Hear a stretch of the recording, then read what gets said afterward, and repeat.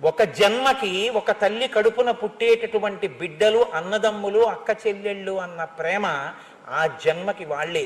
రాముడు అంటాడు, దేశే దేశే కళత్రాని దేశే దేశే చ బాంధవాహ. భార్య, బంధువులు, స్నేహితులు ఎక్కడైనా దొరుకుతారు. ఒక కడుపున పుట్టడం అనేటటువంటిది ఆ జన్మకి అదే. నాకు ఒక విచిత్రమైనటువంటి సందర్భం జ్ఞాపకానికి వస్తుంటుంది. ఒకసారి నేను ఉపన్యాసం చెప్తూ ఎందుకో కాకతాళీయంగా అన్నాను, 50 ఏళ్ళు వచ్చిన తర్వాత అన్నదమ్ములు ఒకళ్ళ ఇంటికి ఒకళ్ళు వెళ్ళడం అంటే ఓ 60 ఏళ్ళో 70 ఏళ్ళో వచ్చే వరకు వెళ్ళగలరు. ఏడాదికి మహా విడితే ఓ 10 రోజులు వెళ్తాడు.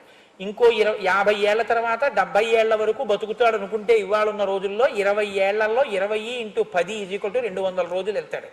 200 రోజుల్లో వెళ్ళినా అక్కడ రాత్రి నిద్రపోతారు కాబట్టి అతను ఇతను కలుసుకుని ఉండేటటువంటిది పగళ్లే కాబట్టి 100 రోజులు.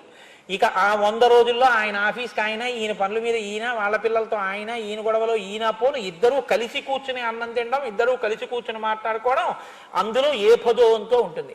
అంటే ఇక నీ జీవితంలో 50 ఏళ్ల తర్వాత నీ అన్నదమ్ములన్న వాళ్ళతో నువ్వు గడిపేటటువంటి సమయాన్ని యథార్థంగా లెక్క వేస్తే ఉండేది 10 రోజులు. దానికి ఎందుకురా అంత మొహం చాటేసుకుంటావు అన్నదమ్ములు కనపడితే అన్నాను. పాపం మర్నాడు ఒక ఆయన మా ఇంటికి పళ్ళబుట్ట పట్టుకుని వచ్చాడు. నా కాళ్ళ మీద పడన్నాడు, మీరన్న మాట నన్ను కదిపేసింది. నేను ఉపన్యాసం నుంచే కారు వేసుకుని వెళ్ళి మా అన్నయ్యని తీసుకొచ్చి కంటి ఆపరేషన్ చేయించాను. నా పేరు అక్కర్లేదు, నాలో మార్పు వచ్చింది, నన్ను మన్నించండి అన్నాడు. అయ్యా, ఈ ప్రజ్ఞ నాది కాదు, శ్రీరామాయణంది, అందుకు ఇచ్చారు వాల్మీకి మహర్షి. అన్నదమ్ములు ఇలా బతకాలని ఇచ్చారు, మీరు చేసిన పనికి నేను మీకు నమస్కారం చేయాలన్నాను. రామాయణం మనకి నేర్పుతుంది ఎలా బతకాలో.